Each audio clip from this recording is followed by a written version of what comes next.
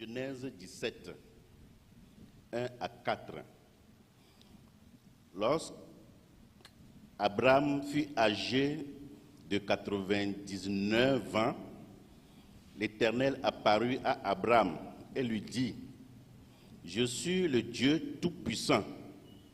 Marche devant ma face et sois intègre. J'établirai mon alliance entre moi et toi. Je te multiplierai à l'infini. Abraham tomba sur sa face et Dieu lui parla en disant: Voici mon alliance que je fais avec toi. Tu deviendras père d'une multitude de nations. Amen. Ce matin, je voudrais continuer un thème que j'avais commencé avec vous il y a quelques dimanches passés.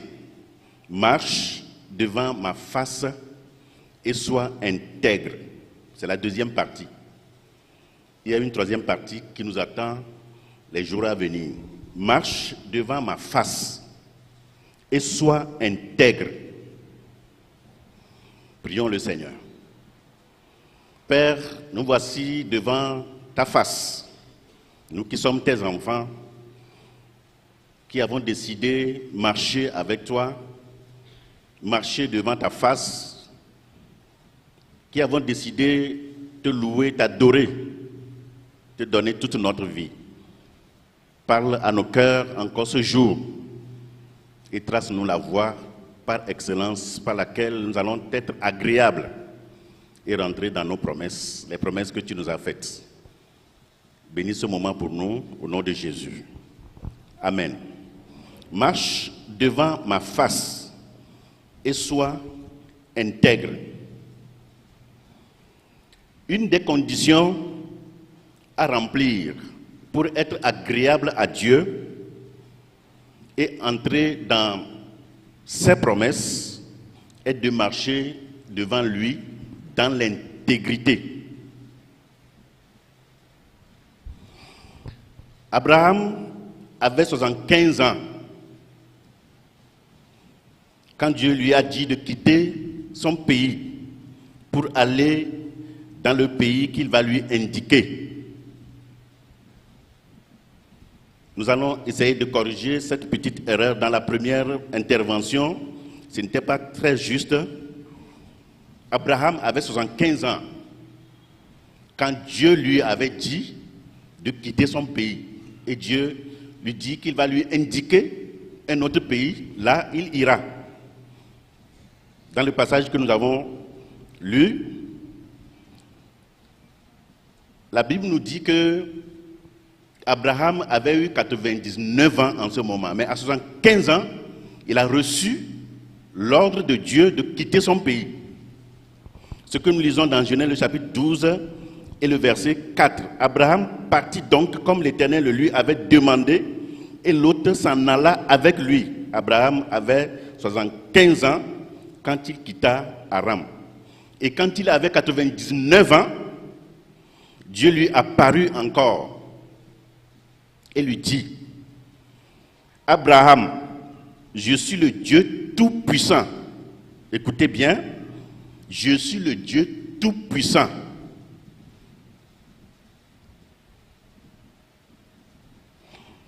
Marche devant ma face et sois intègre. Il n'est pas n'importe quel Dieu, le Dieu Tout-Puissant. Marche devant ma face et sois intègre. Comme je le disais tantôt, pour plaire à Dieu, nous devons marcher dans l'intégrité. Alors, pour plaire à Dieu et rentrer dans les promesses de Dieu, Abraham aussi avait devant lui une seule condition: marcher devant Dieu et être intègre. Dieu avait fait beaucoup de promesses à Abraham, de grandes promesses. C'est ainsi, pour encourager, nous avons aussi le devoir de donner des promesses. Et des promesses que nous sommes en mesure d'accomplir. Pour encourager nos enfants, par exemple, à mieux travailler à l'école. On leur fait des promesses. Abraham avait eu des promesses de la part de son Créateur. Marche devant ma face et sois intègre. Alors, quelles sont les promesses que Dieu avait faites à Abraham? Nous les lisons dans Genèse chapitre 17 que nous avons lu à partir du verset 2. J'établirai mon alliance entre moi et toi. Je te multiplierai à l'infini. Ça veut dire que les postérités d'Abraham seront incomptables. Je vais te multiplier à l'infini. Abraham tomba sur sa face quand il a entendu cette parole. Et la Bible nous dit, et Dieu lui parla de nouveau en disant, voici mon alliance que je fais avec toi. Tu deviendras père d'une multitude de nations. Nous nous réclamons aujourd'hui des fils d'Abraham parce que nous avons cru en Jésus-Christ qui est une descendance d'Abraham. Alors, à condition de marcher devant Dieu dans l'intégrité, Dieu gardera son alliance avec Abraham et le conduira à surclasser tous les habitants de la terre, le multiplier à l'infini. Quelle grande promesse! Mais Abraham ne peut pas rentrer dans cette promesse s'il marche dans l'infidélité, s'il ne garde pas l'intégrité. Il ne peut pas bénéficier de toutes ces promesses. Abraham est mort âgé de 175 ans après une heureuse vieillesse, âgé et rassasié de jours, parce qu'il a marché devant la face de Dieu dans l'intégrité. Dieu l'a béni de toutes sortes de bénédictions jusque dans sa vieillesse. C'est comme ça les ordonnances de Dieu. Quand Abraham a gardé l'alliance de Dieu, Dieu ne l'a pas abandonné.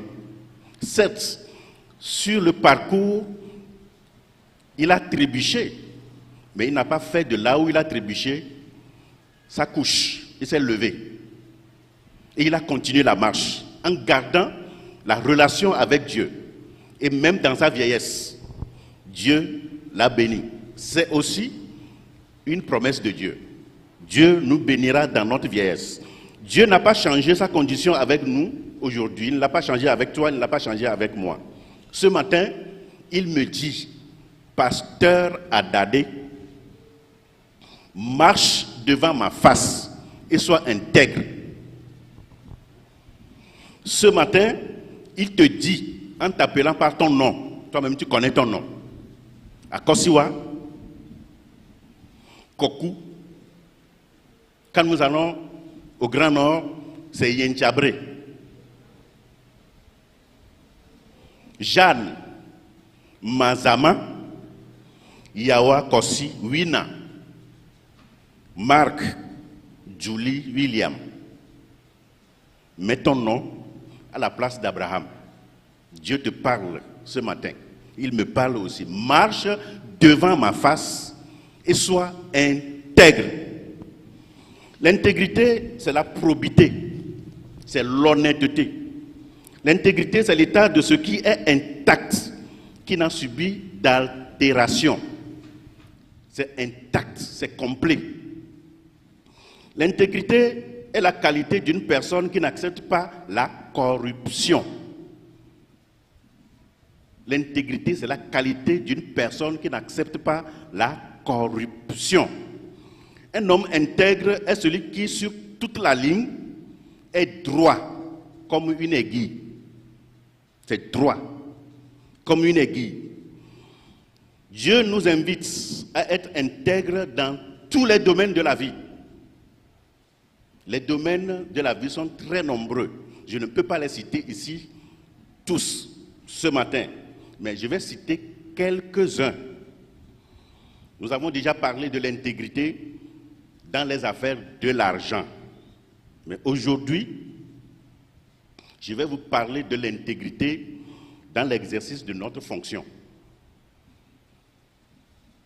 Que tu sois élève, apprenti, fonctionnaire, commerçant, pasteur, je ne sais quoi, le travail que tu fais, manière dont tu dois être intègre là-dedans, c'est de cela que nous allons parler aujourd'hui.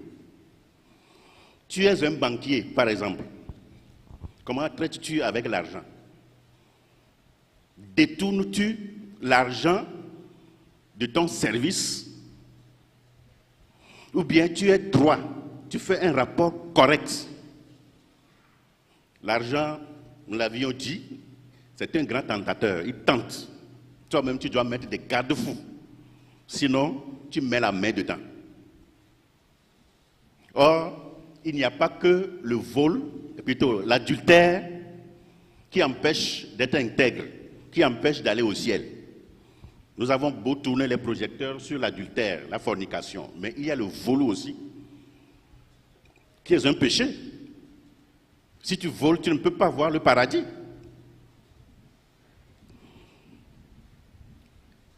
Les comptables, avec les chiffres, les trésoriers et les secrétaires financiers, avec les chiffres, ils savent torpiller les chiffres, tourner la tête des chiffres. Ils savent manipuler les chiffres, même jusque dans l'ordinateur, pour tromper les responsables de leur société ou bien de leur service, pour gagner de l'argent. Et c'est de l'argent illicite. Ils savent tromper les entrepreneurs qui ont transpiré comme ça avant de mettre l'argent dans leur entreprise. Parce que c'est eux qui mettent les chiffres dans l'ordinateur. C'est eux qui manipulent les chiffres. C'est eux qui écrivent. Ce que quelqu'un a transpiré, a mis sur place pendant des années, eux, ils viennent, ils détruisent cela parce qu'ils savent changer les chiffres. Dieu dit ce matin à toi et à moi, marche devant ma face et sois comment? Intègre. Plusieurs ont perdu leur emploi et d'autres sont encore en prison actuellement à cause de ce comportement. Ils ne peuvent pas se suffire avec ce qu'ils gagnent. Ils ne veulent pas vivre dans le contentement en attendant que Dieu leur donne encore mieux que ce qu'ils font aujourd'hui. Ils veulent vite avoir de l'argent. Ils volent en manipulant les chiffres autrement. Mais Dieu merci, dans le corps de Christ, il y en a qui font la différence. Il y en a qui font la preuve qu'on peut leur faire confiance. Un jour, une dame qui est dans le commerce m'a demandé de lui trouver quelqu'un qui est comptable. J'ai beaucoup réfléchi, j'ai regardé parmi les fidèles et je lui ai envoyé un frère. Jusqu'au jour d'aujourd'hui, la dame là parle du bien de ce frère. Il dit, pasteur, c'est ce jeune homme qui est venu redresser la barre dans le domaine de la comptabilité dans ma société. Ceux qui étaient là ne font que me tromper. Au moins, j'ai une fois eu un témoignage comme ça. Et jusqu'au jour d'aujourd'hui, ce jeune homme est dans ce service. C'est dans le privé. Il a pu travailler là-bas jusqu'à s'acheter un terrain et construire. Et aujourd'hui, il habite dans sa propre maison. Il a acheté une voiture. Je vous le disais, Paris n'est pas construite en un seul jour. Il faut te suffire avec le peu que Dieu te donne. Dieu n'oublie personne. Quand tu es fidèle dans les moindres choses, il te donnera aussi de grandes choses. Les ouvriers sur les chantiers, les artisans dans leur atelier, comment vous faites les devis? Quand on vous confie un chantier, on vous demande un travail à faire. comment vous faites vos devis. Les devis sont surfacturés, surchargés. Pourtant, nous nous disons, nous sommes des chrétiens. C'est parce que tu te nommes chrétien que la personne a confiance en toi et t'a confié le travail. Ce qu'on doit faire, par exemple, avec 1 million, tu surfactures jusqu'à 1 500 000. En dehors de la main-d'œuvre. Pour dire après tout, oh, comme nous sommes des frères, c'est pourquoi je t'ai fait ça comme ça, hein? Nous sommes des amis, nous sommes des frères. Quand les Américains missionnaires sont venus ici, quand ils demandaient des devis aux gens, ils ne demandaient pas seulement aux chrétiens, ils demandaient aussi aux païens. Pour un même travail, le chrétien, lui, va surfacturer le devis, le double de ce que le païen, lui, va amener. Mais à qui vous voulez que l'Américain il donne le travail? Le missionnaire américain qui travaille ici en Afrique, il va donner le travail à qui? Il est fou. Il donne le travail aux païens. Et nous les critiquons. Pourquoi? Ils n'ont pas vu la vérité chez les chrétiens. Et c'est ce que plusieurs font encore aujourd'hui. Tu lui demandes le travail, il dit, oh, comme nous sommes des frères, et vous qui avez dit des chantiers, si vous voulez faire un travail, hein, demandez au moins 2 ou 3 devis. 2 ou 3 devis. Comparez-les. Ne dites pas que nous sommes des frères. Les frères volent, surfacturent. Pourtant, il va te dire que c'est lui qui te fait un travail moins cher. Au contraire, c'est lui qui te fait un travail plus cher. Je vous ai déjà parlé de cette histoire ici. Je vais le répéter encore ce matin.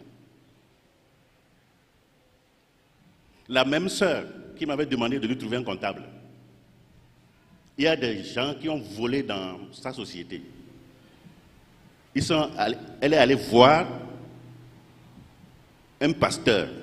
Le pasteur qui lui a recommandé cette sœur. De parler avec la sœur pour qu'elle confesse. Comme on le dit chez nous, elle a mis ses 10 doigts dans le feu. Qu'elle n'a jamais volé 1 franc. Et la sœur l'a conduite chez un soldat. Le soldat est allé amicalement. Elle ne veut pas confesser. Quand on l'a chicotée, elle s'est mise à genoux. Oh, je vais dire tout, je vais tout dire. Je vais tout dire. Ce que le Saint-Esprit n'a pas pu faire. Ce que le Saint-Esprit n'a pas pu faire. Les chicottes ont fait ça. Je vais avoir des chicottes dans mon bureau maintenant. Ce que le pasteur n'a pas pu faire, ce que Jésus n'a pas pu faire, ce que Dieu n'a pas pu faire, ce que le Saint-Esprit n'a pas pu faire, chicotte a fait ça. Je vais avoir dans mon bureau plus que chicotte, cravache. Tu te mets à genoux, quand je te donne un bon coup là, toi aussi tu vas confesser. C'est ce que nous sommes devenus dans l'église. Chrétiens, chrétiennes. On ne peut pas avoir la crainte de Dieu. Mais Dieu te parle ce matin, il dit, hein, marche devant ma face et sois intègre. On ne peut pas donner du travail à un chrétien et le chrétien va te faire le travail propre en te disant la vérité, la vraie vérité. Il va dire le vrai mensonge. Il y a un monsieur, il est comptable dans un service. On lui demande d'aller acheter les choses, les articles pour le service. Quand il s'en va acheter un article pour 500 francs, il vient facturer la société, le service, pour 1500 francs. Je ne suis pas en train de vous mentir. Je connais bien le service et je connais aussi bien le monsieur. Il achète l'article pour 500, il vient facturer, prendre l'argent de son service à 1500 francs. Il met le service en mal. À la fin du mois, on ne peut pas trouver de l'argent pour payer le personnel. Et il est content comme ça. Il l'a fait pendant plusieurs années. On a failli même fermer le service. Avant un jour, comme il est parti en congé, on a mis un autre à sa place. C'est là où on a découvert son secret. On a découvert qu'il volait. Je ne sais ce que vous faites dans vos différents services, dans l'exercice de votre fonction, ce que vous faites. Même quand tu es élève, tu dois montrer ta probité, ton intégrité. C'est pourquoi je dis, qu'est-ce que vous faites dans les achats?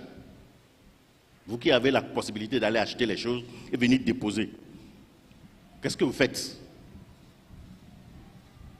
Vous allez, on vous fait confiance, vous allez acheter les choses, vous payez autre chose, un autre montant là-bas, vous demandez qu'on fasse la facture à un montant élevé pour prendre le reste. Mais c'est un vol. Pourtant, tu dis que tu es chrétien, tu es chrétienne. C'est faux, ça va te rattraper. Ce que tu fais aujourd'hui, ça t'attend au carrefour. Tu vas tout payer. Avant de quitter ce monde-là, tu vas tout payer. Le reste, tu vas te trouver en enfer si tu ne te repens pas.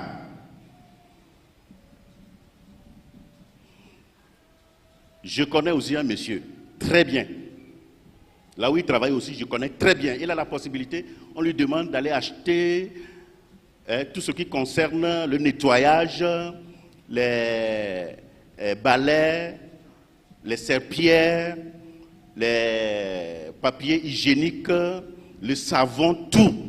Il a fait ce travail pendant des années. Il volait dans le service sans que ses chefs ne sachent. Un jour, il a été découvert.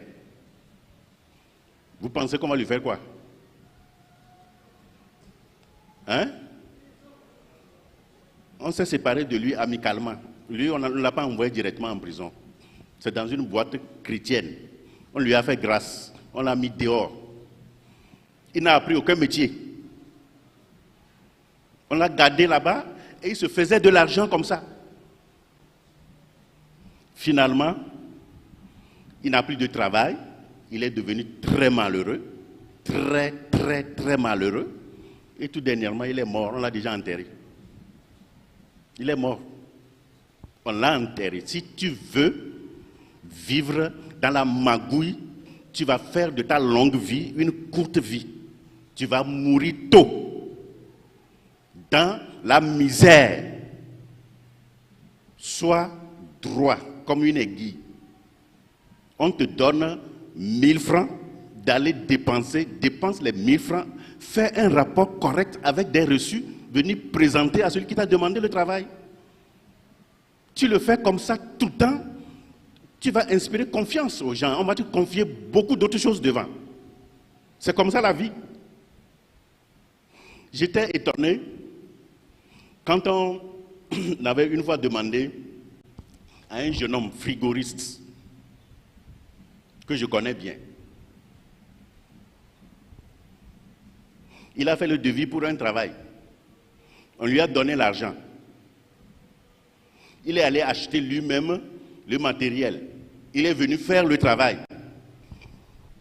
Et au finish, il a amené 2 reliquats pour les achats au propriétaire du travail. J'ai dit, je n'ai jamais vu. Depuis que j'existe là, je n'ai jamais vu quelqu'un comme ça. On lui confie, il fait le devis, en bonne et due forme. On lui confie l'argent. Il s'en va acheter. Il fait le travail et il amène le reliquat parce que quand il est allé acheter, on lui a fait de rabais. On a réduit les articles ou bien le matériel qu'il veut acheter, on a réduit un peu le prix. La plupart du temps, les ouvriers empochent ça. Tu as déjà mangé, c'est fini depuis. Mais tu n'as pas une bonne relation avec ton Dieu, tu n'as pas une bonne relation avec le propriétaire. Celui dont je parle, l'évangéliste Avoye le connaît bien. C'est lui qui me l'a recommandé. Et il y a un frère dans l'église ici, je ne vais pas quand même nommer celui dont il est question. J'ai travaillé avec lui depuis longtemps. Il est comme ça. Droit, comme l'aiguille. C'est un électricien. Il te fait le travail propre. Quand il achète les choses, quand il finit de faire le travail, le reste du matériel, il vient te les déposer. Je n'ai pas encore trouvé 2. D'autres, tu leur remets même l'argent. Ils vont faire le travail. Ils viennent te dire, hein, pasteur, je vais venir te dire que ce que tu m'as donné, je ne vais pas dire que c'est trop. Je ne vais pas dire aussi que c'est moins. L'argent que je t'ai donné là, je ne peux pas te dire que c'est trop. Je ne peux pas dire aussi que c'est moins. Comment vous comprenez ça? Je ne discute pas. J'ai entendu et puis ça s'arrête là. Vas-y, vas-y. Moi, je vais te confier encore de l'argent demain pour que tu me fasses un travail. Jamais. L'argent que je t'ai donné, ce n'est ni trop, ce n'est ni moins. Oh. Chrétien, hein? Et aucun papier n'accompagne cela, aucun reçu non plus. Comment on peut vérifier? La confiance n'exclut pas le contrôle. Il faut contrôler. Mais je vais contrôler comment? Je me suis tué. Et je l'ai laissé aller. Demain, il va me trouver encore. Il y a aussi un chauffeur. Quand il prend la voiture de son patron et il va au garage, quand il y a une pièce qui a des problèmes qu'il va changer, on lui demande d'aller acheter, il va surfacturer. On lui demande d'aller faire de vidange. Il achète les huiles, il surfacture.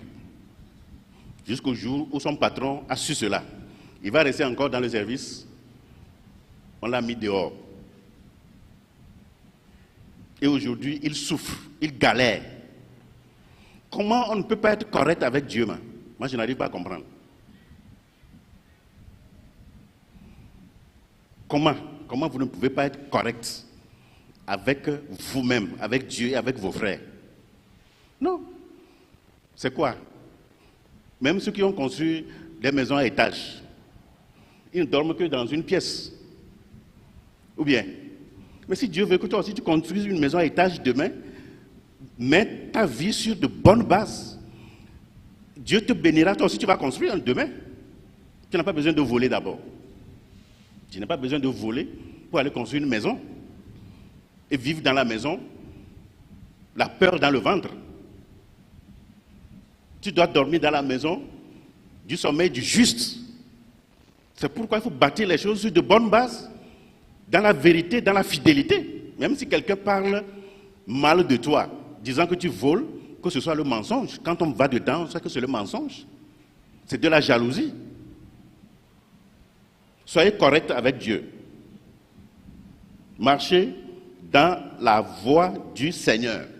Vous qui êtes des ouvriers, des artisans, soyez corrects avec vos clients. Soyez corrects avec ceux qui vous confient des travaux à faire. Faites le devis de façon honnête, correcte. Manière dont les articles ou bien les matériaux sont vendus au marché, mettez ça exactement sur votre devis. Si ce n'est pas le cas, quand vous revenez et que vous avez acheté les choses, on a fait des réductions, prenez des reçus. Ramenez le reste de l'argent, donnez au propriétaire. Je vous avais déjà parlé la fois passée dans notre message de ce maçon qui a travaillé sur un chantier et il est allé donner le reste du ciment avec le reste de l'argent au propriétaire. Par voie de conséquence, il a eu d'autres chantiers de cette même personne. Vous vous plaignez aujourd'hui, je n'ai pas du travail, je n'ai pas ceci, je n'ai pas cela. Mais est-ce que le peu que tu avais eu, tu étais honnête dedans? Moi, il y a des gens, je ne vais plus jamais leur confier du travail. Jamais. C'est fini comme ça. Je ne le ferai plus. Écoutez bien, ce matin, la vie se construit petit à petit. On dit souvent, petit à petit, l'oiseau fait son nid. Ceux qui veulent s'enrichir sont obligés de voler, de truquer, de détourner, d'escroquer. Et des gens, je dis bien, sont derrière les barreaux. D'autres sont obligés de quitter le Togo pour aller en exil de leur propre chef. Parce qu'on va les attraper. Ils iront en prison. Personne ne les a chassés. Ils savent le mal qu'ils ont fait. Et quand on va les attraper, ils iront en prison. Parce qu'ils ont détourné. D'autres font des business impossibles. Ils vont faire le passeport frauduleux aux gens pour qu'ils voyagent. Il y en a qui sont hors du Togo à cause de ça aujourd'hui. Hors du Togo. D'autres qui escroquent. Il va venir te parler, faire la langue, tu leur donnes de l'argent, ils vont disparaître. Le jour où on va t'attraper là. Si seulement les soufflets, on va te donner, ce serait bien. Si c'est seulement souffler, on va te donner, ce serait bien. Mais tu voles, tu ne peux pas être tranquille dans la vie. Je connais un jeune homme, une nuit, il est allé dans un village pour voler. Maintenant, on l'a découvert, il a fui. Comme c'est dans la nuit, il est allé monter sur un cocotier. Ceux qui l'ont poursuivi ne l'ont pas trouvé, mais ils sont étonnés de la manière dont il a disparu comme ça. Ils ont poussé l'investigation. Le voilà sur le cocotier. On lui demande, monsieur, descends. Il refuse. Tu ne vas pas supplier les gens. Descends, il refuse. Il arrache des cocos et il lance les gens sur la terre. Il enlève un coco, il veut lapider les gens sur la terre. Les gens l'ont entendu. Il a enlevé les cocos finis. On lui dit maintenant, descends, il refuse. Vous voyez? Le méchant, il n'est pas intelligent. Moi, je vais supplier les gens, je dis, oh pardon, je n'ai pas à manger, c'est pourquoi j'ai fait ça. Je vais descendre. Faites-moi grâce. On lui dit de descendre, il refuse. Les gens sont allés chercher la hache. Ils ont commencé par couper le cocotier. Jusque-là, ça ne lui dit rien.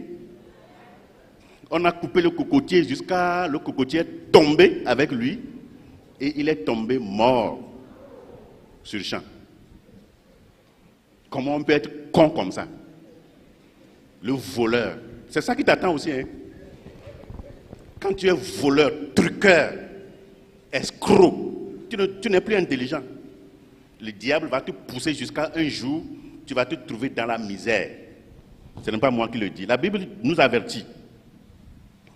Ceux qui veulent s'enrichir tombent dans la tentation, dans des pièges et dans beaucoup de désirs insensés et pernicieux qui plongent les hommes dans la ruine et dans la perdition.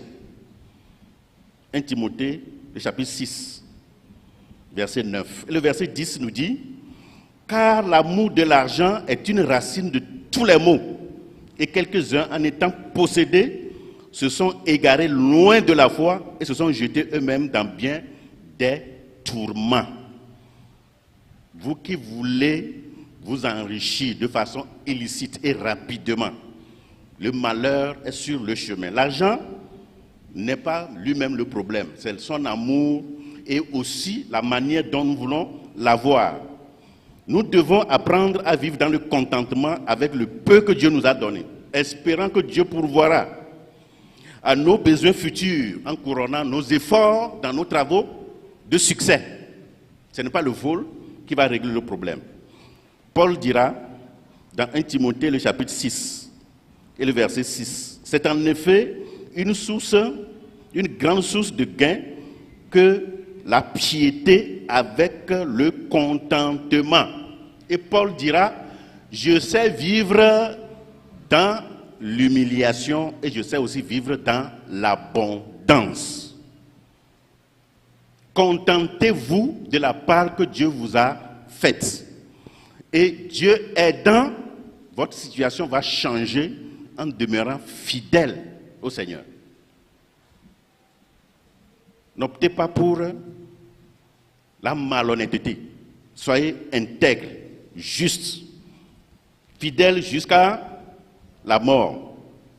Peu importe ce qui va arriver. Je termine avec ce petit témoignage sur moi-même. À l'Institut biblique, pendant que je jouais le rôle de surveillant, j'avais la responsabilité, chaque début d'année, d'aller acheter les vélos pour les étudiants afin qu'ils aillent dans leur poste d'évangélisation. Le pasteur Harold le sait très bien, c'est avec les vélos ils vont dans les villages voisins et aussi dans les églises qui les sollicitent. Il y a un papa qui vend les vélos à Atakpamé. Il n'était pas converti en ce moment. Le père de ma fille, Madame Amegache, qui s'appelle Essé. Alors, je suis allé dans le magasin de ce vieux pour aller acheter les vélos. Je l'ai payé. Et au moment de faire la facture, il me demande, pasteur, combien je vais écrire? J'ai dit, mais écris l'argent que je t'ai donné. C'est la somme que je t'ai donnée, c'est ça que je vais écrire. Il dit, c'est vrai? Il dit, mais pourquoi tu me demandes cette question, papa? Il dit, oh, bon, les gens viennent acheter, ils demandent d'écrire un montant plus élevé, eux-mêmes ils vont empocher le reste. J'ai dit, papa, je ne suis pas dans ça, mais le montant que je t'ai donné sur la facture, c'est ce qu'il a fait. En ce moment, il n'était pas converti, hein, mais ça l'a beaucoup marqué. Il m'observait, il n'était pas converti, mais par après, quand le vieux là est venu se convertir dans l'église que je dirigeais, à Sada en ce moment, la confiance était totale. Il m'a ouvert tout son cœur. Et quand il était décidé de détruire ses fétiches, il m'a demandé, on est allé ramasser tout. Hein, il y avait une chambre même qui était réservée pour un fétiche complet. Hein. On est allé ramasser les choses là-bas, brûler. Vous savez ce qui s'est passé? Un jour, j'étais à la maison, quand le vieux est descendu chez moi, avec son fils. Il dit, pasteur, je suis venu te voir, je vais laisser mon fils avec toi. Tu vas faire de lui un pasteur. Il faut qu'il devienne pasteur. Je vais le laisser avec toi à la maison. Je veux qu'il devienne pasteur. Pourquoi tout ça? Parce qu'il a vu quelque chose en moi. Sans parole, ça lui parle. Et lui-même, il en témoigne ailleurs. Il dit, le pasteur là, je ne l'ai jamais vu. Je n'ai jamais vu un pasteur comme ça. Il veut que son fils aussi soit comme moi. C'est là que je lui ai dit, papa, ce n'est pas comme ça que ça se passe. Hein. Le ministère pastoral s'exerce sur un appel. Ce n'est pas celui qui veut, mais c'est sur un appel. Ton fils même va être appelé par Dieu et il va se faire former. Mais ce n'est pas toi qui vas lui dire, deviens pasteur. C'est sur ces paroles, le vieux est retourné avec son enfant. Sinon, son enfant va rester chez moi pour devenir pasteur. Parce qu'il a vu chez le pasteur Adadé ce qu'il n'a pas vu chez d'autres pasteurs ailleurs. Alors, votre vie parle. Votre vie, ta vie est la Bible que les gens vont lire. D'autres ne vont jamais lire la Bible. C'est ta vie qu'ils vont lire sans parole. Ils vont se convertir. Comment vis-tu ta vie? Marche devant ma face et sois comment? Droit. Je dis bien droit, comme une aiguille. Peut-être la prochaine fois que je vais venir pour la troisième partie, je vais amener une aiguille. Quand vous n'avez jamais vu une aiguille, droit comme une aiguille. Que Dieu vous bénisse.